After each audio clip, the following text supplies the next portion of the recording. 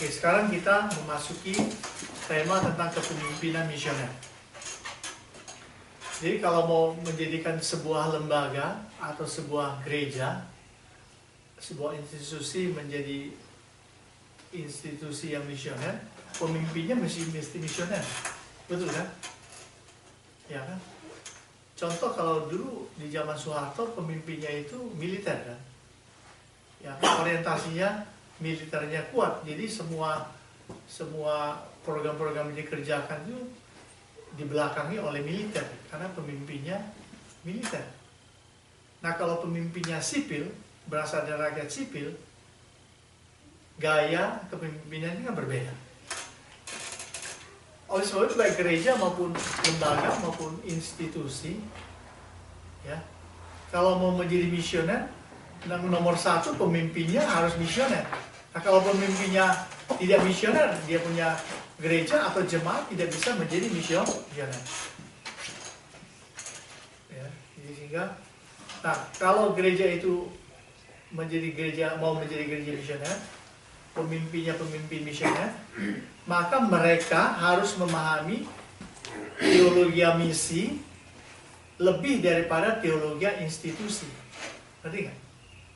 Kalau gereja pastoral, pemahamannya teologi institusi, yang ngomongnya organisasi, pelayanannya ke dalam, ya kan? Pastoral care, yang kebanyakan berbau organisasi. Kalau misi sama institusi kan dua hal yang berbeda. Misi kan bersifat praktikal. Kalau institusi bersifat struktural. Walaupun di dalam misi itu mesti ada struktural, makanya ada badan misi, agen misi, itu struktural. Tetapi isinya itu mesti berorientasi misioner, bukan orientasi institusi. Nah, kalau saya melihat ya, agen-agen misi, badan-badan misi di luar negeri, di Amerika maupun di Eropa, banyak mengubah paradigmanya, akhirnya berfokus kepada institusi daripada misi, walaupun itu adalah badan misi. Tahu nggak kenapa? Karena masalah survival. Sebuah badan misi, ada sebuah institusi misi, itu selalu membutuhkan uang, betul kan? Uang untuk institusi, untuk menjalankan organisasi, ada staff-staff, betul kan? Lalu uang untuk ladang misi.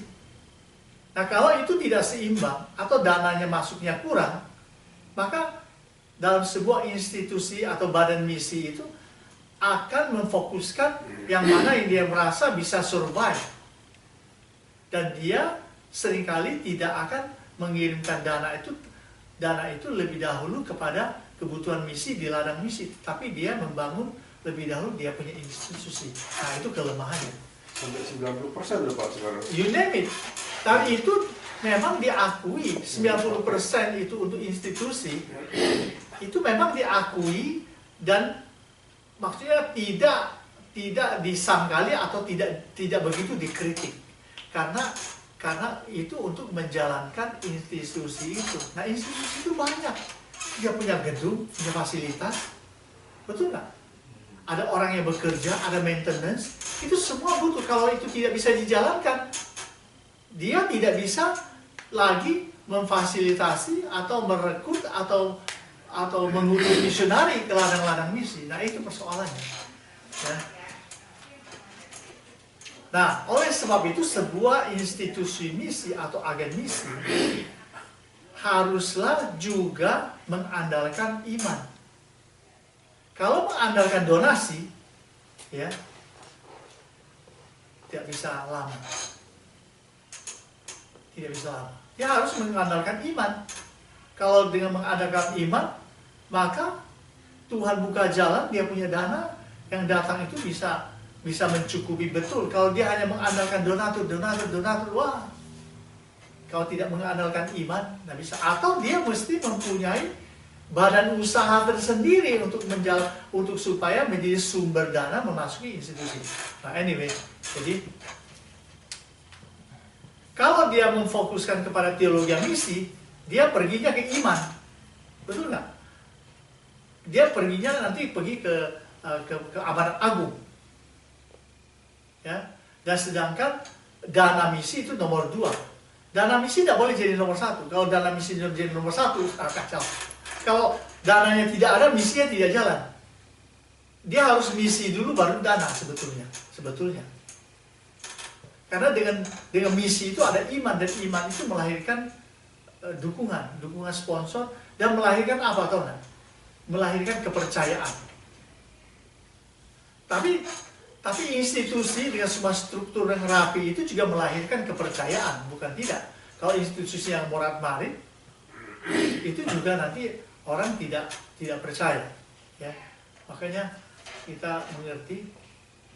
Jadi teologi institusi menempatkan gereja atau institusi dalam tradisionalisme. Lama-lama dia menjadi tradisi karena hanya berputar-putar di situ saja.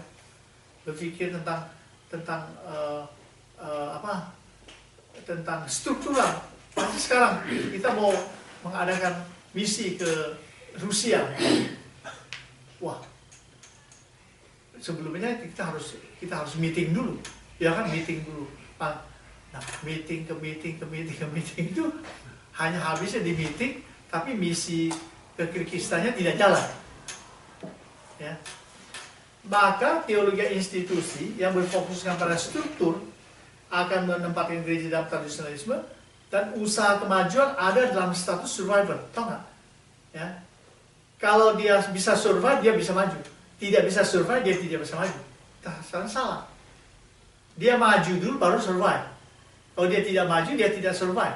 Dengan maju itu sumber-sumber datang. Kalau mau survive dulu berarti itu ini bukan non-profit lagi. Jadi bukan non-profit. Sedangkan dalam teologi misi, pemimpin berfokus pada service misi with people, not of institution. Walaupun institusi juga perlu.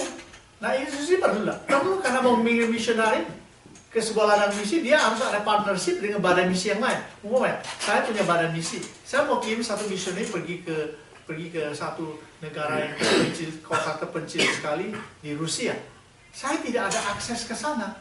Yang saya punya akses itu ke Amerika Latin, pokoknya. Saya punya akses semua, partnership saya dengan badan misi yang lain, dengan lokal, semua saya punya. Tapi dengan lembaga-lembaga yang punya beban visi misi ke sebuah negara, ke sebuah wilayah kecil di Rusia, saya tidak punya. Makanya institusi itu perlu, ya kan? Jadi institusi itu memang harus terdiri dari orang-orang yang punya koneksi, punya hubungan-hubungan yang penting dengan orang-orang di sesuatu negara di mana dia mengirim misioner. Nah, kemudian memahami hubungan dalam istilah faithfulness dan sukses in terms of mission. Jadi pemikiran gereja misioner, kepemimpinan misioner, yang mengatakan bahwa sukses itu adalah kesetiaan dalam mission. Ya, bukan sukses itu kalau uangnya banyak. Sukses itu kalau misinya jalan. Kalau uangnya banyak, misinya tidak jalan, buat apa? Next. Ada 4 tugas utama kepemimpinan misi. Nah, ya, jadi ini kita pergi ke bagaimana orang itu bisa menjadi pemimpin misioner. Gitu. Yang pertama, pusat daripada tugas kepemimpinan dari kepemimpinan misioner adalah power. Maksudnya begini. Seorang pemimpin misioner, dia harus menolong pengikut-pengikutnya atau orang-orang menemukan di dalam dirinya ada potensi. Ya. Menolong orang-orang itu di dalam dirinya ada potensi. Ya. Kemudian memiliki integritas dan identitas individu di dalam masyarakat. Orang itu yakin bahwa dia punya kebebasan, kemandirian, atau otonomi. Pemimpin itu menolong orang itu punya tanggung jawab, meyakinkan dia bahwa dia punya tanggung jawab, bukan egois. Lalu meyakinkan dirinya bahwa dia bisa membawa kontribusi di lingkungannya, dan dia harus meyakinkan bahwa kalau itu ada sistem birokrasi itu akan menuntun kepada kekuatan, bukan sebagai penghalang. Ya. Jadi di sini tugas kepemimpinan misi adalah menolong orang-orang pengikut-pengikutnya atau pribadi-pribadi itu supaya bisa menemukan potensi di dalam dirinya. Itu kan penting. Ya. Banyak orang memang tidak tahu bahwa di dalam dirinya itu punya banyak potensi. Nah sekarang mengapa seorang kepemimpinan misioner mesti menolong orang menemukan dia punya potensi? Karena potensi orang itu, kalau dia bisa ketahui, berasal dari Tuhan, maka orang tersebut dapat menggunakan potensinya untuk mission. Ya kan? Kebanyakan orang punya potensi itu hanya disalurkan untuk hal-hal sekuler, jarang untuk misi. Sedangkan kepemimpinan misi menolong orang-orang menemukan kekuatan, tujuan hidup, integritas, identitas, potensi dalam dirinya untuk misi. Orang itu supaya dia sadar, waduh, rupanya saya selama ini skill saya ini saya gunakan hanya untuk usaha atau bisnis saya. Rupanya potensi saya ini Tuhan bisa pakai untuk misi. Nah, saya kasih contoh. Saya sering mendoakan lembaga-lembaga misi dalam dunia ini. Yang uniknya saya menemukan ada 2 pokok doa yang hampir sama tapi berbeda. Pokok doanya begini. Yang pertama, mendoakan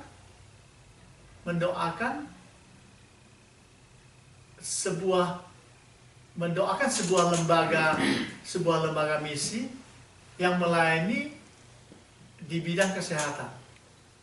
Jadi isi pokok doanya adalah begini.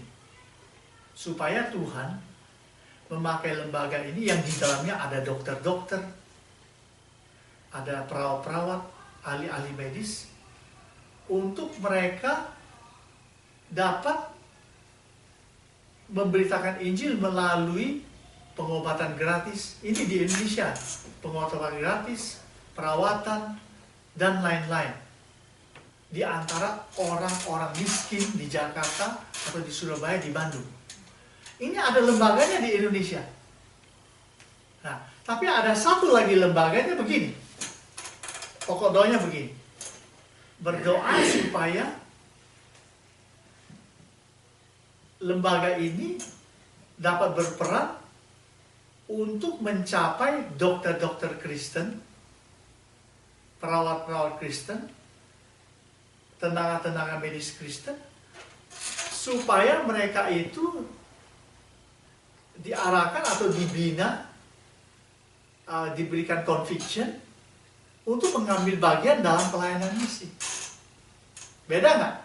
Yang satu sudah jalan, tapi yang satu ini banyak sekali dokter-dokter Kristen, tenaga medis, mereka Kristen, tapi mereka itu tidak terlibat dalam misi dan mereka tidak sadar bahwa di dalam dirinya potensinya itu bisa dipakai untuk pelayanan misi. Menarik sekali loh itu. Saya amazed karena dulu waktu kita di Indonesia, waktu kita melayani di YPPI, di YPPI itu ada pelayanan untuk mencapai kalangan olahragawan bagi Kristus.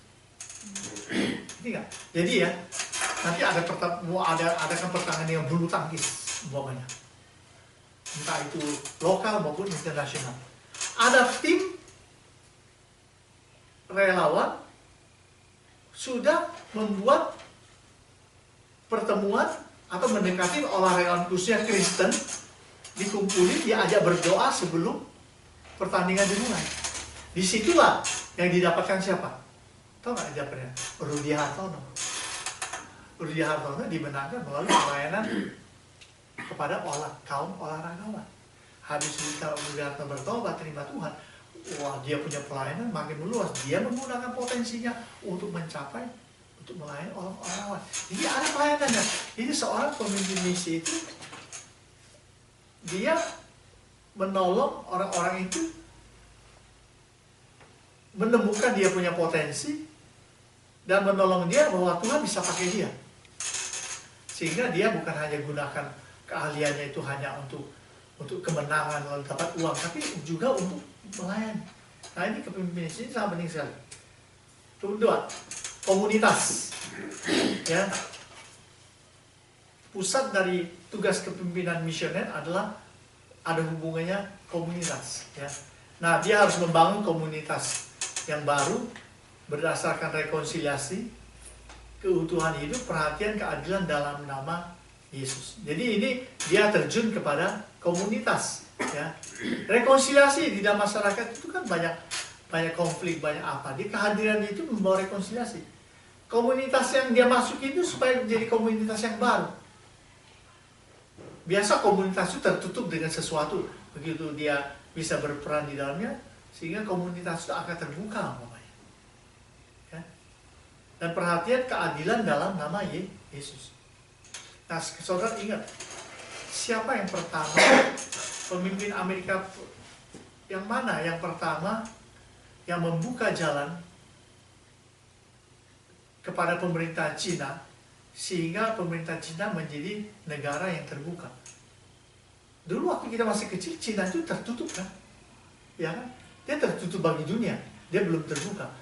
Kalau nggak salah Nixon, Presiden Nixon yang pertama yang pergi ke Cina, ya, sehingga membuka hubungannya untuk tujuan supaya Cina itu, you have to open, jangan seperti kata di bawah tempurung, harus open.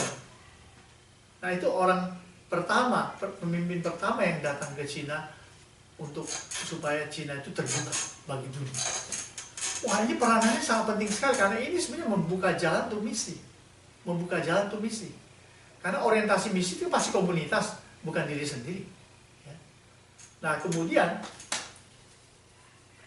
kepemimpinan misi itu juga ada hubungan komunitas budaya. Ya. Ada hubungan dengan komunitas budaya di mana dia tinggal, ya, di mana dia tinggal. Well, kita tinggal di wilayah mana? Di wilayah banyak orang Madura, itulah lingkungan kita. Ya. Lingkungan kita jangan merasa asing,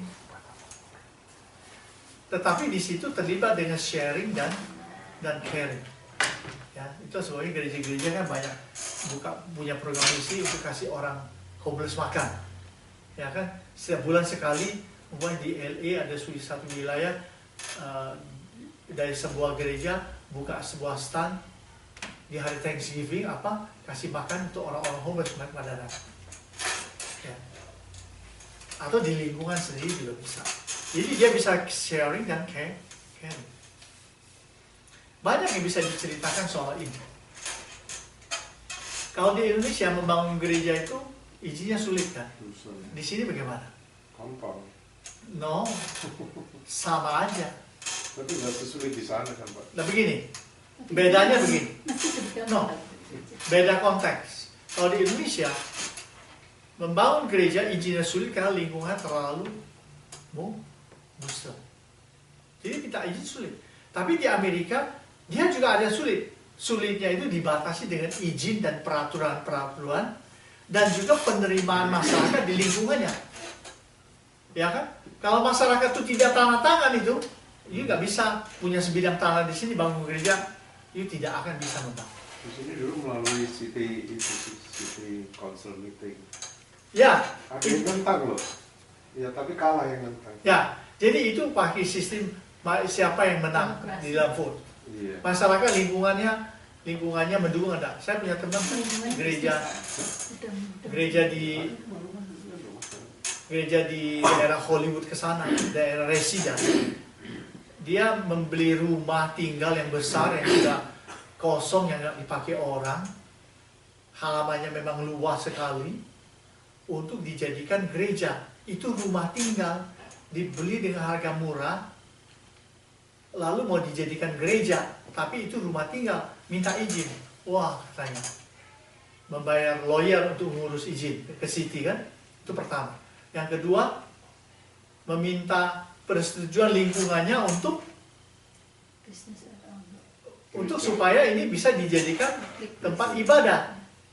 Ya rapat yang seperti itu, komunitas lingkungan semua yang dalam radius berapa jauh dikumpulin pada malam hari, lalu ditanya. Nah, teman saya ini dia memang cukup bijak, cerdik. Jadi sebelum itu diadakan, dia punya tetangga itu setiap Thanksgiving dibawain makanan, hadiah-hadiah, Natal didatengin. Tapi itu dilakukan untuk beberapa waktu. Itu tetangga-tetangga pada kenal semua, wah ini. Iya, betul. Dikasih hadiah, dikasih bantuan, dikasih apa. Pokoknya tidak cerita apa-apa, hanya dibaikin aja. Artinya membina hubungan, relasi. Tiba waktunya meminta izin supaya fasilitas ini bisa digunakan untuk ibadah komunitas Indonesia. Kumpul semua, begitu ditanya, bisa jawab, semuanya tidak bisa mengatakan tidak.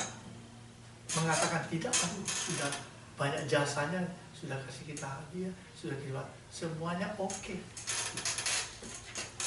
Biasanya rumah tinggal residensial dibuatkan sebagai tempat ibadah itu hampir tidak mungkin. Tapi itulah caranya. Dihubungi, dibuat relasi dulu. Ya. Nah ini. Ya. Yang pertama, pemimpin hubungannya dengan potensi orang yang dilayani. Kedua, pemimpin membawa pengikutnya hubungannya dengan komunitas. Yang ketiga, pemimpin, tugas ke pusat pimpinan ada hubungannya dengan nilai. Nah, dengan cara menciptakan arah teologi baru yang spesifik dengan makna dan tujuan yang dapat dibagikan atau diterima oleh masyarakat, dibagikan kepada masyarakat, yang bisa diterima masyarakat, sehingga mereka dapat memiliki nilai atau makna, mereka memahami nilai atau makna tersebut, dapat menerimanya, mereka dapat memahami kepentingannya, tujuannya, dan pengertiannya yang sudah ditransformasi. Ya, namun tantangan dapat dihadapi juga melalui theological pluralism. Nah, maksudnya begini. Di dalam satu masyarakat budaya, seringkali terjadi dan selalu terjadi bahwa sebuah ajaran Kristen itu tidak bisa diterima di lingkungan itu. Itu sudah jelas. Umpamanya lingkungannya sangat petani. Petani itu punya prinsip tersendiri, paradigma tersendiri, sehingga petani itu tidak bisa menerima ajaran Injil, teologi kabar baik umpamanya. Good news theology, tidak bisa. Kabar baik itu apa? Yesus datang ke dunia menyelamatkan orang berdosa. Bahwa kalian orang berdosa harus bertobat. Mereka nggak bisa terima. Karena itu adalah masyarakat petani. Atau di lingkungan masyarakat itu terlalu banyak orang yang menderita karena kolonialisme, menderita karena peperangan etnis dan lain-lain. Nah, kepemimpinan misioner harus menciptakan sebuah arah atau teologi baru. Bagaimana caranya? Kalau dia menggunakan ajaran teologi yang ada, maka lingkungannya itu tidak akan mengerti, tidak bisa terima, dan tidak bisa mengerti makna dan meaning daripada ajaran itu, tidak bisa diterima, tidak cocok dengan meaning yang mereka pikirkan. Oleh sebab itu bikin teologi baru. Nah ini memang lebih struktural, lebih lebih bermutu lah ini namanya. Ya, saya kasih contoh. Kalau di Thailand itu umumnya petani. betul kan? Thailand, Vietnam, petani semua. Jadi di nama petani tradisional di sawah itu ada apa? Ada binatang apa? Oh, Ular. mono. Kalau di Indonesia, kalau di sawah itu kerbau, kerbau, sapi. Nah, kehidupan orang Thailand sebagai petani, tukang kebun, pokoknya bercocok tanam, hidupnya itulah. Menjalankan semua, mengeruk tanahnya pakai apa? Pakai buffalo kan? Yang apa, kerbau yang dia punya tanduk itu buffalo. Itulah hidupnya. Bagaimana? Lalu misionari datang dari barat, diutus oleh sebuah lembaga misi. What did they do? Kamu mau kasih ajaran apa sama orang yang tiap hari duduk di atas buffalo untuk mengorekin sawahnya? Tahu nggak dia menciptakan apa? Buffalo Theology. Iya. Teologia kerbau. Itu ada bukunya. Itu bukunya. Itu kalau nggak salah itu sama orang Jepang. Teologia kerbau. Diterjemahkan ke dalam bahasa Indonesia, diterbitkan di BPK Gunung Mulia. Buffalo Theology. Coba ngecek di internet, di Google, Buffalo Theology Book. Ada. Jadi dia ajarannya Injil itu kemudian dengan mengadaptasi gaya hidup atau kebiasaan orang Vietnam, orang Thailand tuh menjalankan kerbau itu untuk mengorek dia punya lahan sawah. Nah, kalau di Korea itu background orang Korea itu banyak penderitaan. Dijajah oleh beberapa negara, oleh Inggris, Cina, oleh Cina, Jepang, you name it. Makanya saya tanya sama orang Korea, teman saya waktu kuliah di Fuller, saya tanya, kenapa orang Korea kalau berdoanya kuat sekali? You Korean, you pray very strong. Dia bilang apa? You know what? Maknanya, we are Korean, are weak people. Kami, kenapa weak?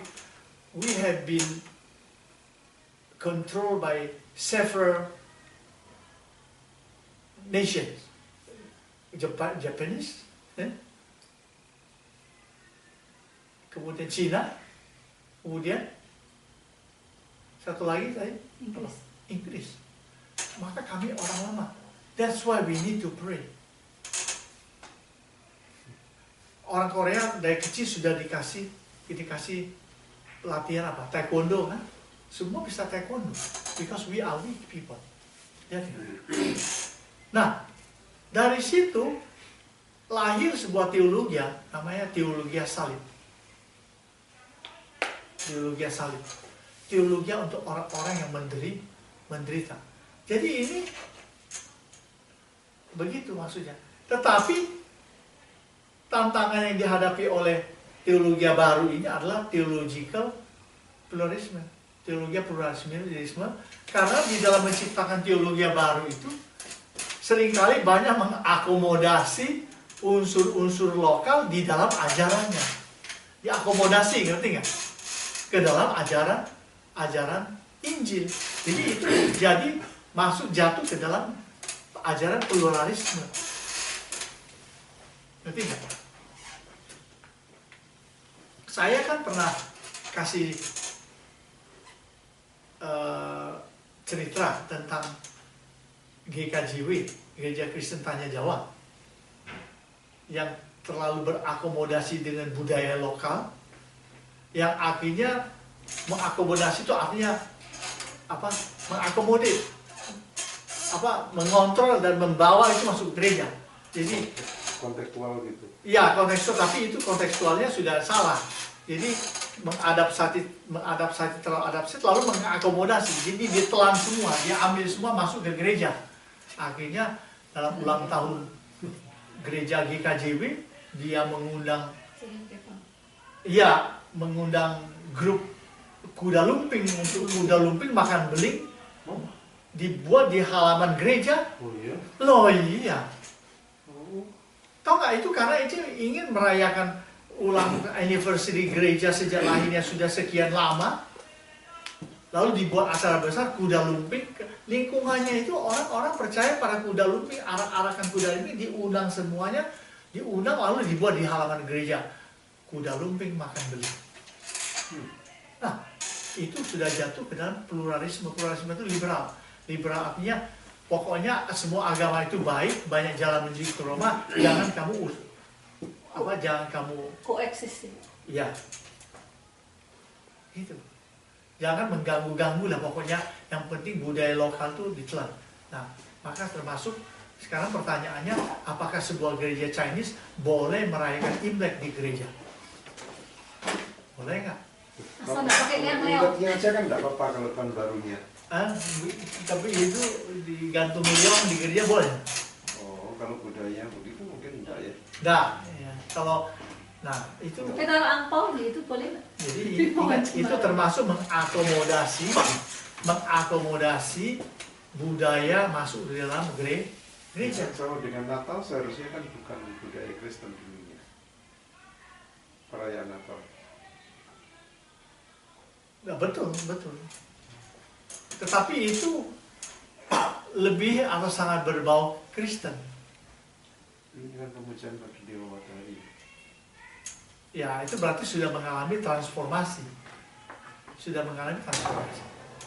Oke deh. Itu Sekarang lagi. Halloween kan mereka pakai juga Haleluya naik. harvest. Ya harvest ya. Tapi tidak menggunakan Halloween kan. Istilah Halloween sudah tidak dipakai lagi. Ya. Kalau Christmas itu adalah cerita yang sudah pernah kita dengar, tapi kita sudah tidak jarang kita mendiskusikan itu. Ya.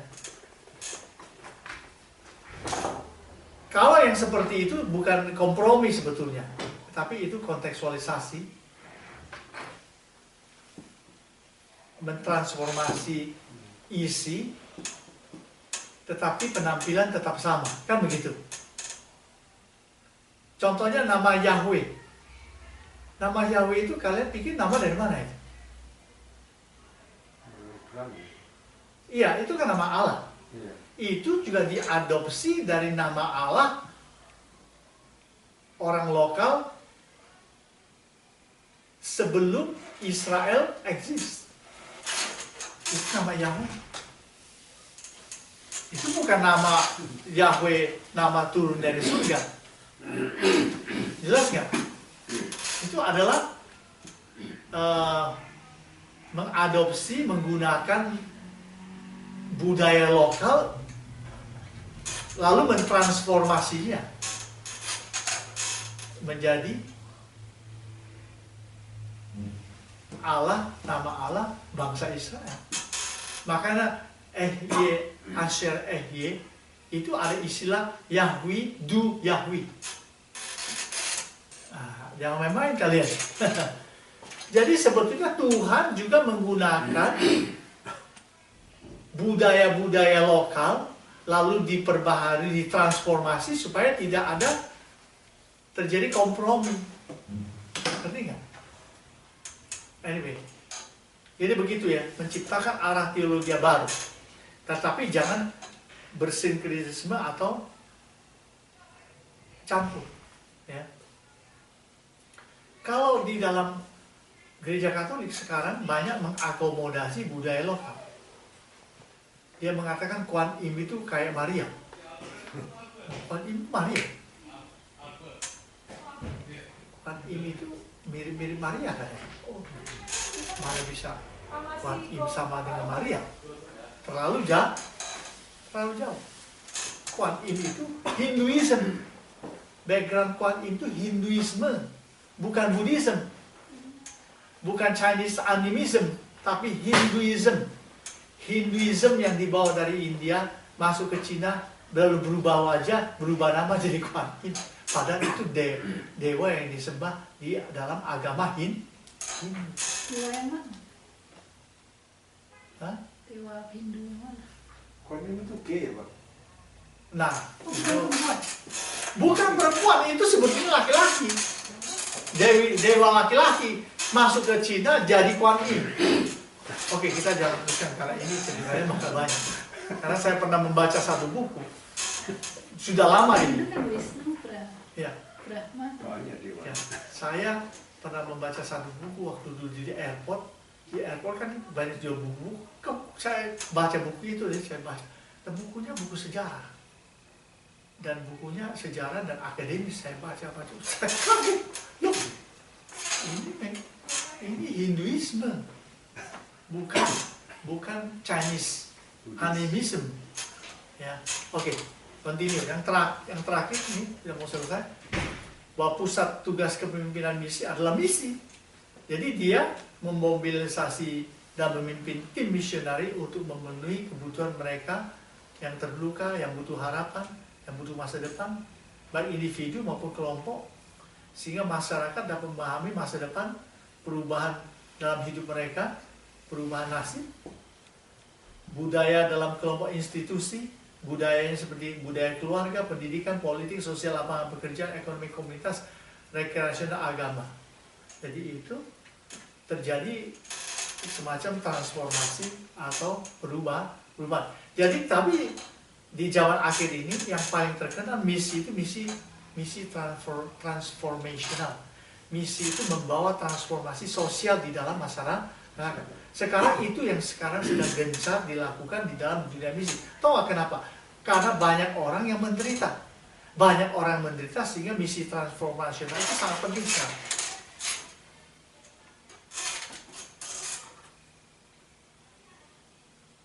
Jadi sekarang memberitakan Injil itu tidak cukup. Kalau orang lapar, mesti kasih dia makan, baru dia beritakan Injil. Kalau enggak bagaimana? Dia tidak mungkin bisa menerima Injil atau mau menerima Injil kalau perutnya sedang lapar. Nah, tapi kelemahan di dalamnya itu social gospel itu kelemahannya adalah memberi makan tapi akhirnya tidak memberitakan Injil, asal menolong orang, membuat orang itu feel good, but not feel safe, hanya feel good. Menonet kan begitu. Ya, itu pelayanan, ya pelayanan social justice-nya kuat sekali, khususnya untuk orang-orang imigran. Maka dia punya konsep tentang konsep Alkitabiah tentang imigran itu banyak yang ditafsirkan secara tidak tepat. Ya nggak? Contohnya, udah pernah dengar belum? Jadi orang-orang pendatang itu kan banyak meng-apply asylum. Tidak semua orang apply asylum kan dapat. Kalau dia tidak dapat bagaimana? Sampai ke nanti sirkuit ditolak, apa yang terjadi? Deportasi. Statusnya deportasi. Orang Mennonite berpendapat bahwa jangan pulang, tapi pindahlah ke kota-kota lain, ya kan? Jadi dia menafsirkan begini, seperti Alkitab mengatakan, apabila kamu tidak diterima di satu kota, pergilah ke kota yang lain. Nah itu digunakan untuk supaya yang apply asal tidak dapat daripada pulang justru melarikan diri jadi fugitive. Dia pindah saja kota ke kota yang lain. Itu artinya penganiayaan. Itu yang tahu. Nanti nggak? Ya ayat Alkitab itu ditafsirkan menurut situasi. Jadi disebut teologi situasi. Nah itu tandanya akhirnya teologi pluralisme. Ajaran yang digubah menurut situasi zaman kan berbahaya. Lalu dia bilang begini. Abraham waktu pindah ke Mesir itu dia minta asylum di sana. Masa Abraham pergi ke Mesir minta asylum? Abraham pergi ke Mesir itu karena kelaparan. Di situ tidak ada penganiayaan, tidak ada pemerintahan untuk imigrasi atau asylum. Jadi itu banyak yang kacau. Abraham bukannya disuruh pergi, Pak. Disuruh pergi, tapi dianggap untuk meminta asylum. Teruskan, ya.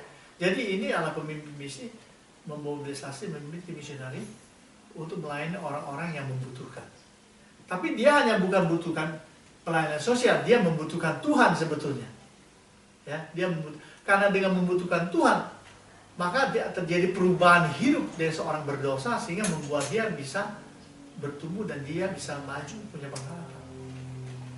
Ya. Jadi ini ada dua perbedaan kepemimpinan gereja dan kepemimpinan misi.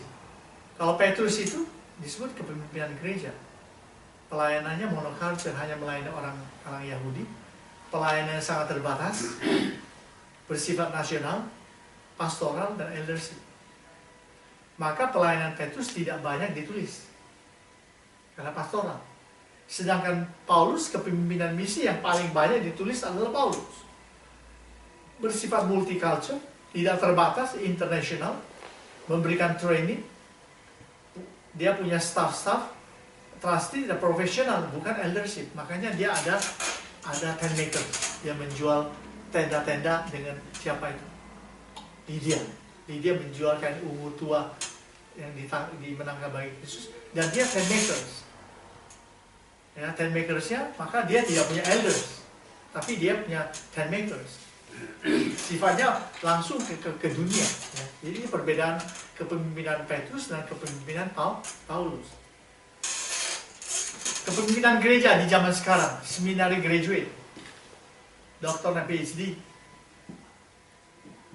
fundraising internal di gereja, denominatif sifatnya, ya kan, denominasi, sinode, orientasinya sinode, orientasi worship, ibadah terus, ya, hubungannya dengan local government dan rule, bersifat fundamental dan tradisionalisme. Sedangkan kepemimpinan misi lain, dia adalah seorang secular and seminary graduate. Dia bukan hanya seminary graduate, tapi dia secular graduate. Dia punya skill, ya, punya skill dia. Fundraisingnya eksternal, di luar, bukan di dalam, bukan gereja. Interdenominasi sifatnya, interdenominasi. Orientasinya penginjilan, bukan ibadah, penginjilan. Hubungan government, international government, sifatnya liberal karena dia bebas. Nah, ini tuh. Jadi kita lihat beda sekali. Kepemimpinan gereja seringkali sulit menjadi kepemimpinan misi, paling sulit. Karena dia ada di lingkungan eldership yang juga mengendalikan gereja, sehingga misi seringkali tidak bisa jalan. Lalu sibuk di dalam. Saya punya teman nih, missionary di Beijing, 24 tahun. Tadi yang saya datang lebih early, karena dia mau khotbah di gereja lain. Dia khotbah di gereja Sorehan. Dia pimpin di gereja Indonesia di Beijing 24 tahun. Kecapean katanya. Nggak bisa misi itu jalan di dalam gereja terus. Akhirnya dia mulai serahkan gereja semua orang lain. Dia sabbatical, makanya dia kelilingi di luar cerita sama kita. Gereja itu seringkali untuk menjalankan misi sulit. Jadi dia pikir buka lembaga sendiri, lembaga misi sendiri, bebas. Dukungannya dari luar, bukan dari gereja. Gereja itu institusinya itu seringkali membatasi pelayanan misi. Yang betul. Kayak saya memimpin gereja saya ini sudah maju sebetulnya, dana sudah ada. Tapi dukungan misi itu sangat sedikit. Begitu kita kalau saya mau ajukan dana misi lebih besar, saya menghadapi eldership kan. Saya bisa aja diktator, keluar duit. Saya bisa aja. Karena saya punya wewenang. Keluarkan uang untuk misi. Lebih banyak, I can do it. Dengan cara diktator, tetapi I don't want to do it because itu akan membuahkan konflik internal. Sehingga gereja itu terbatas dengan peraturan-peraturan dan institusi itu yang sebetulnya banyak membatasi.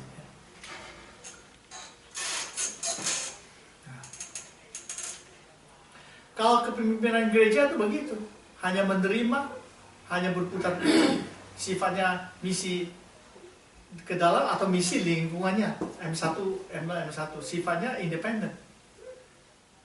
M itu Lama-lama, M-nya itu apa, Pak? Kenapa? M itu apa? Mission. Oh, Mission 0 itu misi ke dalam. Misi 1 itu misi lingkungan dekat. Harusnya M2, M3, lebih jauh, lebih jauh, lebih jauh. Kalau kepemimpinan misi M2, M3, M4 tidak M0. Ke M0 itu di lingkungan gereja. Sifatnya ada dua, modality atau sodality. Modality itu adalah misi didukung oleh gereja. Sedangkan sodality, kepemimpinan misi didukung dari luar gereja. Sifatnya kontekstual, approach-nya spiritual and natural gift, ya kan? Kalau misi itu kan spiritual gift sama natural gift. Sedangkan kalau di gereja spiritual gift saja, betul kan? Orientasinya seperti itu. Jadi beda sekali antara kepemimpinan misi dan kepemimpinan gereja, sangat beda, sangat beda. Nah, yang ini saya sudah jelaskan, ya. Kepemimpinan gereja kunjungan pastoral, kepemimpinan misi kunjungan misi, kepemimpinan gereja teologi lembaga, kepemimpinan misi teologi misi, survival oriented, people oriented. Kesetiaan itu sukses, misi itu sukses. Ya. Nah, jadi begitu. Ya. Kepemimpinan gereja itu profesional, kepemimpinan misi itu missionary pastor. Jadi dua hal yang sangat berbeda. Ya. Yang terakhir, apa ini?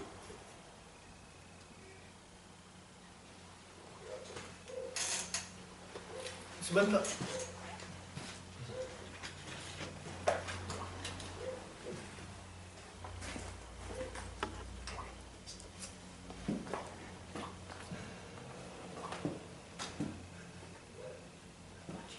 Ya, tolong dijawab.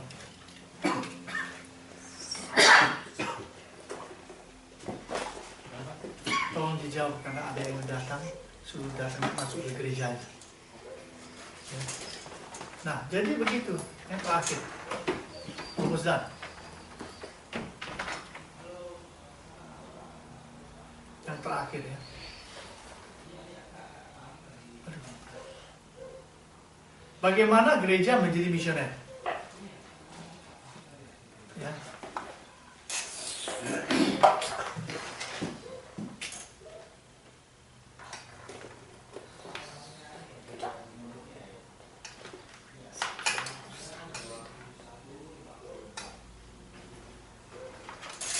Aduh. Gereja dapat berkembang dan maju apabila ada misi. Bagaimana caranya? Satu, ajari jemaat tentang misi. Motivasikan jemaat untuk misi. Giatkan misi gereja, dalam gereja. Perlengkapi jemaat dengan misi. Doakan misi dunia. Rencanakan pelayanan misi, short term mission, galang dana untuk misi, manfaatkan keahlian untuk misi, libatkan jemaat untuk misi. Jadi ini semua bisa diberikan kepada jemaat. Jemaat harus diajari, dikasih motivasi, dikasih perlengkapan, seminar, punya doa misi. Ya, kalau kalian ada persekutuan doa puasa di situ, sisipkan pelayanan misi, rencanakan pelayanan misi, bikin tim misi. Ayo sekarang kita pergi ke China, kita melayani, buat kunjungan misi ke China. Manfaat keahlian untuk misi. Ada keahlian-keahlian di dalam jemaat ini, ya ada dokter, ada apa, manfaatkan untuk misi. Oh oke, bikin pengobatan gratis, lalu kemudian memberitakan Injil. Libatkan jemaat dalam ini. Saya sekarang sangat tertarik dengan Cina. Sudah lama saya berdoa. Karena Cina itu negara yang besar, rakyatnya banyak, dan membutuhkan Injil. Dan keuntungannya adalah negara Cina itu tidak banyak musuh. Tidak banyak musuh. Karena pengembangan dia itu kebanyakan ekonomi. Betul nggak? Orang Chinese itu kemajuan hidupnya dari ekonomi, dari bisnis dan dagang.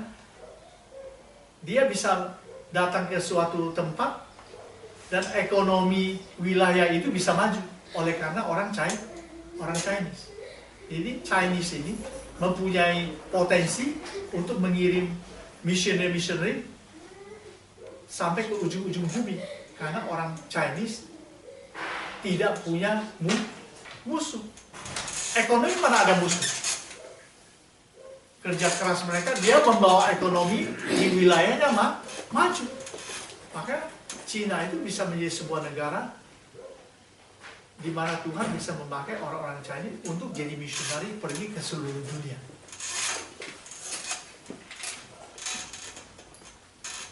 Oke, ini saja yang saya sampaikan untuk bagian pertama sudah selesai. Semoga kita mendapatkan pemahaman misi yang cukup sebagai landasan kita untuk melaksanakan misi di zaman akhir. Ya. Sampai di sini ada pertanyaan? Pak, kalau Pak Makmur ke China, Pak Makmur bisa Mandarin, Pak? Iden. Oh, Itian. Belajarlah. Jadi kalau mau misi ke China berarti Pak Makmur secara aktif harus mengabarkan Injil ya? Enggak, itu modelnya agak lain. Kita modelnya bersifat training. Oh, oke. Ya. Training, kemudian mobilisasi, fasilitasi, rekrut, training, equipping, sama sending. Ya saya kok agak reluctant ya Pak ya, saya pernah cerita kali ya dulu. Bukankah kita nih harusnya yang proaktif, yang secara aktif kita sering ngomong tentang firman Tuhan, bukan cuma kita sekedar mungkin kasih sumbangan gitu secara ini, tapi kita juga harus terjun ke lapangan gitu, Right. Pak. Oleh sebab itu, seorang pemimpin misi atau pemimpin misioner harus mempunyai pengalaman di ladang misi.